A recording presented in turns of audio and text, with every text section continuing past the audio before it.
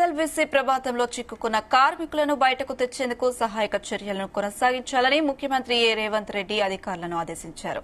సహాయక చర్యలను నిరంతరం దగ్గరుండి పర్యవేక్షించేందుకు ఐఏఎస్ అధికారి శివశంకర్ లోతెట్టిని ప్రత్యేకంగా నియమించాలని సీఎస్కు ఆదేశాలు జారీ చేశారు. అసెంబ్లీ కమిటీ హాల్లో ఎస్ఎల్బీసీ స్వరంగంలో జరిగిన ప్రమాదానికి సంబంధించిన సహాయక చర్యల పురోగతిని ముఖ్యమంత్రి రేవంత్ రెడ్డి సమీక్షించారు.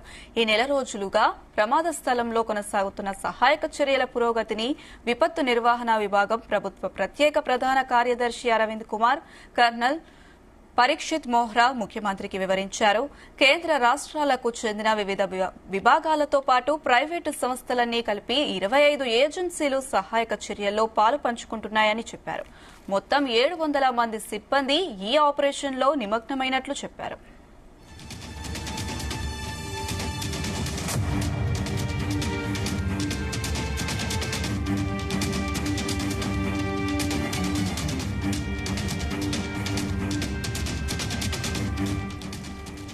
ఎస్ఎల్బీసీ ప్రమాదంలో చిక్కుకున్న కార్మికులను బయటకు తెచ్చేందుకు సహాయక చర్యలను కొనసాగించాలని ముఖ్యమంత్రి రేవంత్ రెడ్డి అధికారులను ఆదేశించారు.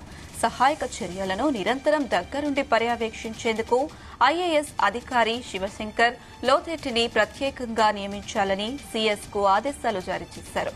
అసెంబ్లీ కమిటీ హాల్లో ఎస్ఎల్బీసీ స్వరంగంలో జరిగిన ప్రమాదానికి సంబంధించిన సహాయక చర్యల పురోగతిని ముఖ్యమంత్రి రేవంత్ రెడ్డి సమీక్షించారు. నెల రోజులుగా ప్రమాద స్థలంలో కొనసాగుతున్న సహాయక చర్యల పురోగతిని విపత్తు నిర్వహణ విభాగం ప్రభుత్వ ప్రత్యేక ప్రధాన కార్యదర్శి అరవింద్ కుమార్, కర్నల్ పరీక్షిత్ మోహ్రా ముఖ్యమంత్రికి వివరించారు.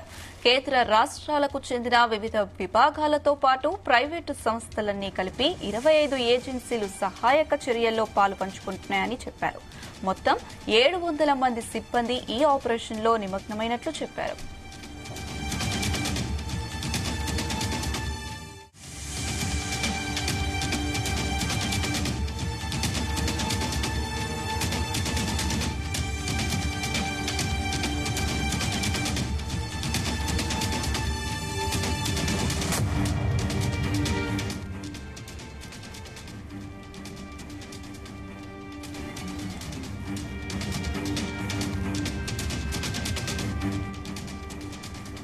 ఎస్ఎల్బీసీ ప్రమాదంలో చిక్కుకున్న కార్మికులను బయటకు తెచ్చేందుకు సహాయక చర్యలను కొనసాగించాలని ముఖ్యమంత్రి రేవంత్ రెడ్డి అధికారులను ఆదేశించారు. ఇదే అంశానికి సంబంధించి మరింత సమాచారం మా ప్రతినిధి జానయ్య అందిస్తారు. జానయ్య.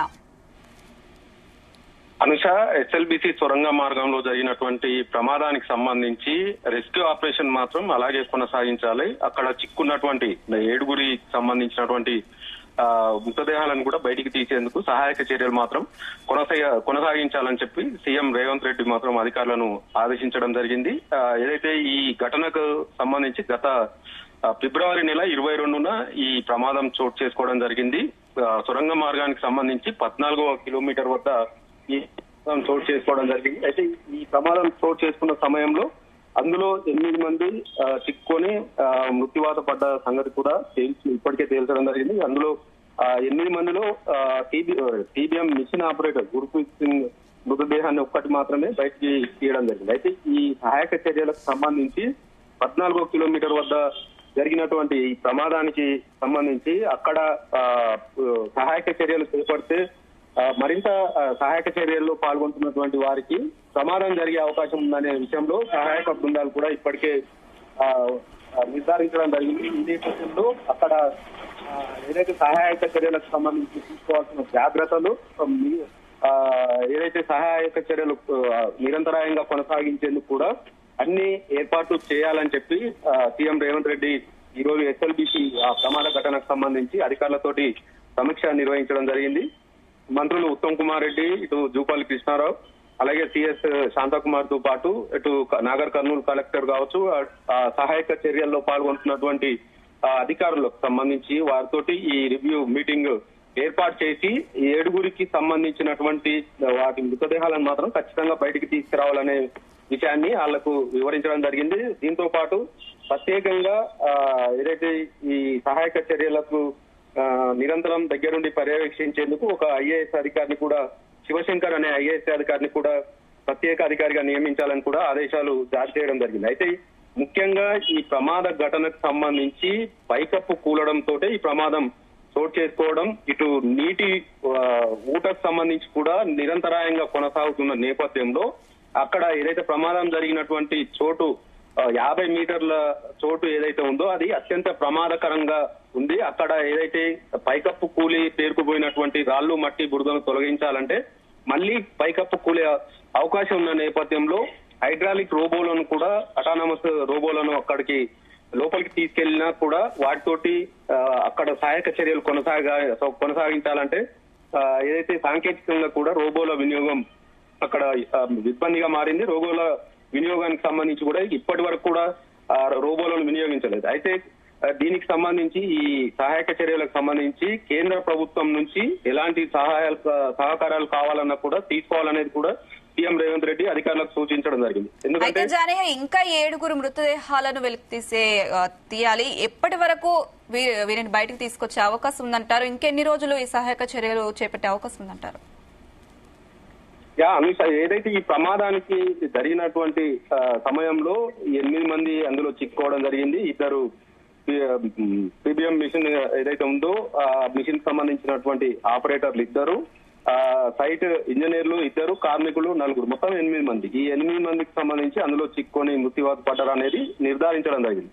అందులో ఏదైతే వీరి జాడ కనుక్కునేందుకు కూడా టెక్నాలజీ కూడా వినియోగించడం జరిగింది. జీపీఆర్ ద్వారా మొదటగా స్కాన్ చేసి 2 ప్రాంతాలుగా డివైడ్ చేసి అక్కడ ఇక్కడే ఉన్నట్టుగా కూడా నిర్ధారించడం జరిగింది. కానీ అక్కడ D2 ప్రాంతంలో తవ్వకాలు చేపట్టిన ప్రదేశంలో only Gurpreet Singh, TBM machine operator Gurpreet Singh మృతదేహం మాత్రం బయటికి తీసుకురాగలిగారు. అయితే అక్కడే మరింత లోతు కూడా తవ్వినా కూడా అక్కడ వారి ఆచూకీ లభించలేదు.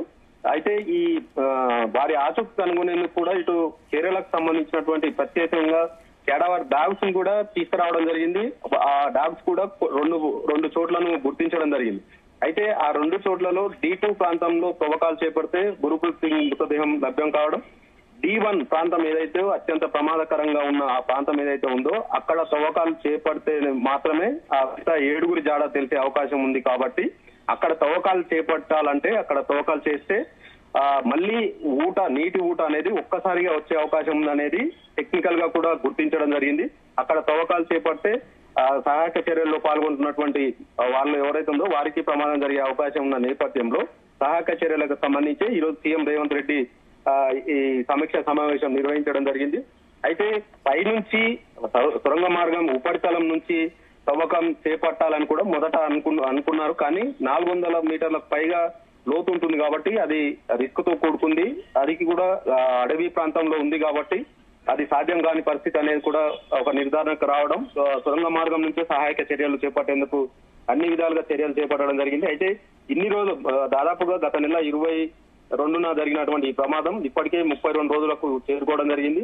ఈ 32 రోజులుగా కొనసాగించినటువంటి సహాయక చర్యలకు సంబంధించి ఒక ముందు ప్రమాదం జరిగినప్పుడు లోపల సిచ్యువేషన్ ఎలా ఉంది, ఇప్పుడు సహాయక చర్యలు కొనసాగించిన తర్వాత ఎలా ఉందనేది కూడా ఫోటో ఎగ్జిబిషన్ కూడా పెట్టడం జరిగింది.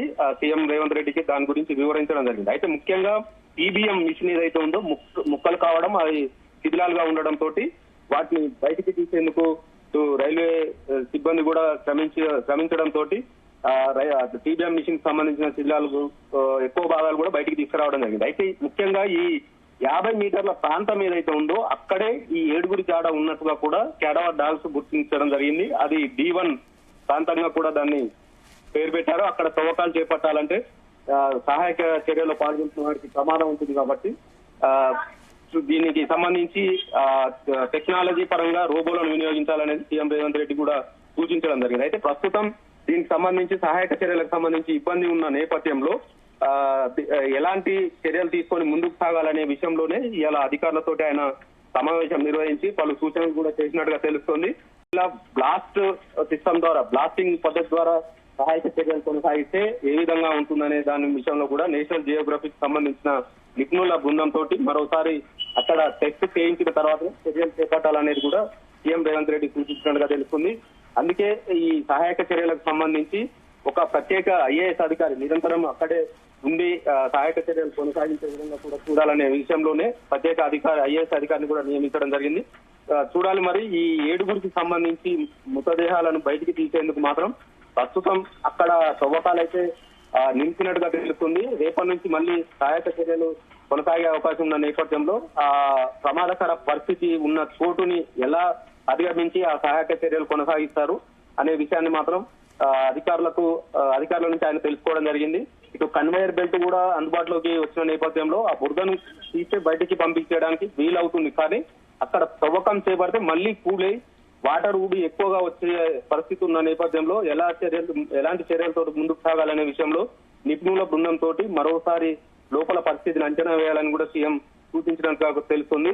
చూడాలి మరి ఈ 7గురికి మృతదేహాలకు సంబంధించి ఎప్పటి వరకు చేస్తారనే విషయంలో మాత్రం ఇంకా క్లారిటీ అయితే రాలేదు. ఒకవేళ అక్కడ సహాయక 50 మీటర్ల పరిధి ఏదైతే 14 కిలోమీటర్ వద్ద ఉన్న 50 మీటర్ల పరిధి ఏదైతే ఉందో అక్కడ తవ్వకాలు చేపడితే మాత్రం ఈ 7గురు జాడ తెలిసే అవకాశం ఉందనేది కూడా తెలుస్తుంది. మరోవైపు ఆ ఏరియా ప్రాంతం ఏదైతే 50 మీటర్ల ప్రాంతం ఉందో అక్కడ దుర్వాసన ఎక్కువగా వస్తుందనేది కూడా లోపల సహాయక చర్యల్లో పాల్గొంటున్న వారు చెప్తున్న నేపథ్యంలో వారి మృతదేహాలు అక్కడే ఉండొచ్చు అనే అనుమానం కూడా వ్యక్తం అవుతున్నట్టుగా తెలుస్తుంది. అక్కడ తవ్వకం చేపడితే మాత్రం ఖచ్చితంగా 7గురు జాడ తెలిసే అవకాశం ఉందనేది మాత్రం సహాయక చర్యల్లో పాల్గొంటున్న అధికారులు తెలుస్తున్న పరిస్థితి. మొత్తానికైతే సీఎం రేవంత్ రెడ్డి సహాయక చర్యలు ఆ 7గురి మృతదేహాలు బయటికి తీసేంత వరకు కొనసాగాలనేది కూడా ఆయన ఆదేశించడం, అధికారులను ప్రత్యేక అధికారులను నియమించి ఎప్పటికప్పుడు సాంకేతికంగా అక్కడ తీసుకోవాల్సిన చర్యల పట్ల కూడా ఆయన సూచనలు చేసినట్టుగా కూడా తెలుస్తుంది. అధికారులు అక్కడే ఉండి ఎప్పటికప్పుడు లోపల ఉన్న సిచ్యువేషన్ అంచనా వేస్తూ సహాయక చర్యలు కొనసాగించేందుకైతే సిద్ధమవుతున్నట్టుగా తెలుస్తుంది.